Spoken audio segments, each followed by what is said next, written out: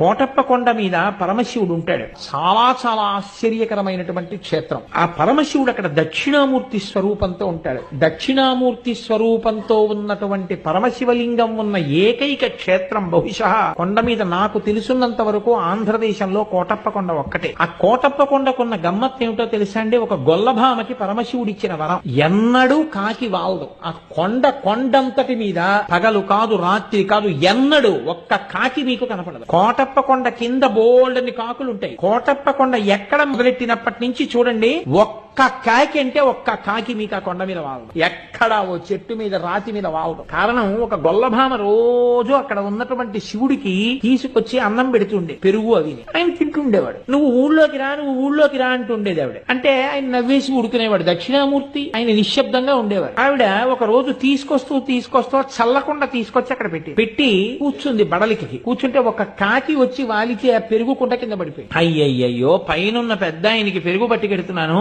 ఈ దిక్కుమాలిన కాకి వాలి పెరుగంతా కింద పడిపోయిందని బాధపడితే పరమశివుడు వృద్ధ బ్రాహ్మణ రూపంలో కిందకొస్తున్నవాడిగా కనపడి, నీకు వరం ఇస్తున్నాను, ఇక మీద ఎన్నడూ ఈ కొండ మీద కాకులు వాలవంటే అంత చిన్న కోరికతో సహా తీర్చేశాడు అక్కడ. నేను ఒకసారి శృంగేరి వెళ్ళినప్పుడు, శృంగేరిలో భారతీ తీర్థస్వామి వారి తల్లి గారు, ఆ తల్లి దగ్గరికి నేను వెళ్లి ఒక మాట అడిగానమ్మా, జగద్గురువు కదా, ఏ పుణ్యం వల్ల అటువంటి మహా Download ShareChat.